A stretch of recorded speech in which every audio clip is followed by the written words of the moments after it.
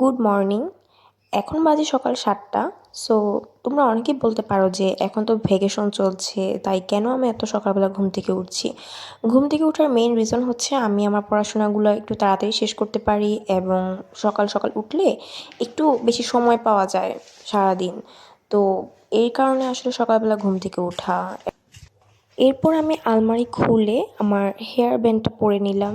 এই পোকি ব্যান্ডটা আমি খুব শখ করে কিনেছি। এটা ঈদের আগে আমি একটা মার্কেট ব্ল্যাকিস্ট্রি নাম, ওইখান থেকে আমি এটা নিয়ে এসেছি। সো এটা পরলে আমাকে খুব সুন্দর লাগে, কিউট কিউট লাগে, তাই সকালবেলা ঘুম থেকে উঠে এটা পরে ফেললাম।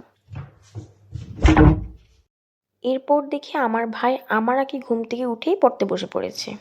এরপর আমি ব্রাশ করে ফ্রেশ হয়ে নিই। এরপর চলে গেলাম চা বানাতে, কারণ সকালবেলা একটু গরম গরম চা না খেয়ে পড়তে বসলে না কোনো এনার্জি পাই না। তাই একটু নিজেকে চাঙ্গা করার জন্য আমি একটু গরম গরম দুধ চা বানিয়ে নিলাম। এরপরে চা ছেঁকে নিচ্ছি। আমার চায়ের কালার কিন্তু মাশাআল্লাহ খুব ভালো হয়।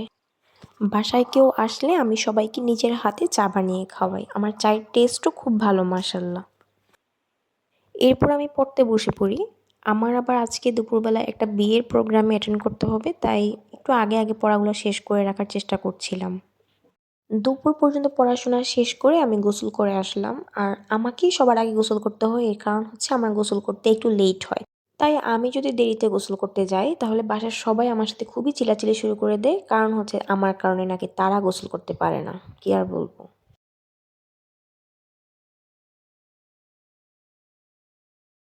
চুল মোছা শেষ করে আমি এক্সট্রা সময়টাতে আরেকটা লেকচার শেষ করে ফেলি। এই দেখো আমার নতুন জামা। এই ড্রেসটা আমি যতবারই পরি সবাই এটা খুব প্রশংসা করে, কারণ এই নীল রঙে নাকি আমাকে খুব সুন্দর মানায়।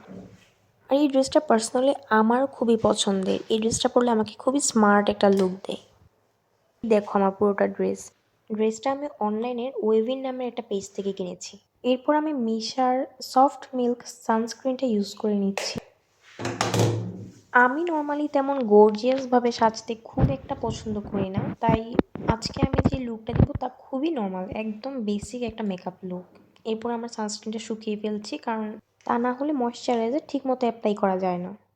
এরপর আমি হালকা করে একটু বেবি ক্রিম অ্যাপ্লাই করলাম। ট্রাই করতে হবে অল্প করে নিয়ে পুরোটা মুখে যেন সুন্দর করে কাভার করা যায়।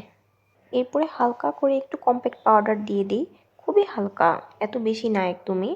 এটা হচ্ছে গোল্ডেন রোজের শেড নাম্বার 6। এরপর আমি গালে একটু টিন্ট দিয়ে দিই যেন একটা ন্যাচারাল লুক দেয়। আর টিন্ট দিলে না আমাকে আসলেই অনেক কিউট লাগে, মনে হয় ন্যাচারালি আমার গালটা পিঙ্কিশ পিঙ্কিশ হয়ে আছে। এরপর আমি হালকা করে আমার আই মেকআপটা করে ফেললাম। অ্যান্ড ফান ফ্যাক্ট, আমি ব্রোনজার দিয়ে আজকে আমার আই মেকআপ করছি। আইলাইনারও দিয়েছি, কিন্তু এটা ভিডিও করে রাখার মতো সাহস আমার ছিল না, যদি একটু এদিক সেদিক হয়ে যায় ভাই। এরপর একটু মাস্কারা অ্যাপ্লাই করে নিচ্ছিলাম। আমার ব্লু ড্রেসের সাথে হোয়াইট কালারের ইয়াররিংসটাই বেশি ভালো লাগবে। এরপর একটা বেবি পিঙ্ক কালারের লিপ গ্লস অ্যাপ্লাই করে নিচ্ছিলাম। আমার এই ড্রেসের সাথে বা এই শালের সাথে আমার এই লিপস্টিক আমার মনে হয় একদম পারফেক্টলি ম্যাচ করেছে। এই যে বরযাত্রী গাড়ি সব রেডি। অনেকগুলা গাড়ি ছিল, একটা দুইটা তিনটা চারটা পাঁচটা ছয়টা গাড়ি। এরপর আমরা ব্রিটানিয়াতে চলে আসলাম, মূলত বিয়েটা এখানেই হবে। আর আমাদের ব্রাইড এত প্রিটি, মাশাল্লাহ মাশাল্লাহ, খুবই মায়াবী, আমার খুবই পছন্দ হয়েছে bride. By the way, bride কিন্তু সুনামগঞ্জের মেয়ে। এরপর নিচে গিয়ে দেখি খাবার দেওয়ার আয়োজন চলছে। তবে সিলেটের একটা জিনিস আমার ভালো লাগে না, তা হচ্ছে আগে ছেলেদেরকে খাবার দেয় এরপরে মেয়েদেরকে দেয়, কিন্তু হবিগঞ্জে আবার এরকম কোনো নিয়ম নেই। আমিও কিন্তু হবিগঞ্জের মেয়ে। আহ, হাজারো হাজারো গর্জিয়াস নারীদের মাঝে আমার মা একজন গর্বিত বাংলাদেশি, বাংলাদেশের পতাকা পরেছেন। বিয়ে পড়ানো শেষ, এখন আমরা সবাই মিষ্টিমুখ করলাম।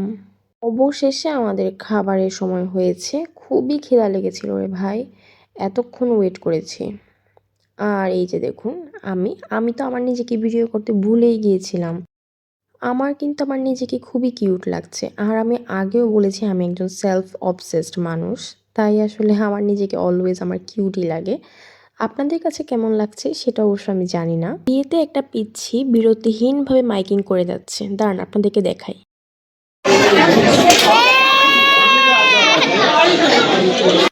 এখন আস্তে আস্তে করে সালাদ দেওয়া শুরু হয়েছে।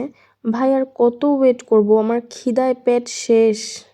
এখন পোলাও, ডাল, ডাল ছাড়া আসলে সিলেটি বিয়ে ইম্পসিবল।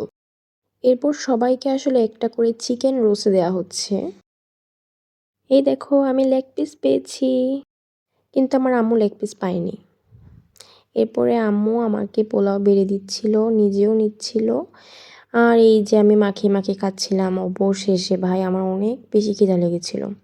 এরপরে একটু গরুর মাংস নিয়ে নিচ্ছিলাম। গরুর মাংসের টেস্টটা ভালো ছিল। সবচেয়ে ভালো লেগেছে আমার চিকেন রোস্ট। এরপরে দই। এতক্ষণ পরে জামাই বউ দেখার জন্য আসতেছে, তবে জামাইয়ের মুখটা সামনে থেকে দেখাতে পারলাম না। এরপর আমরা আবার সিএনজি করে বাসায় চলে যাচ্ছিলাম। কালকে আবার আমাদের ওয়ালিমার জন্য প্রিপেয়ার হতে হবে। এই দেখো আমার আইলাইনার, সুন্দর না?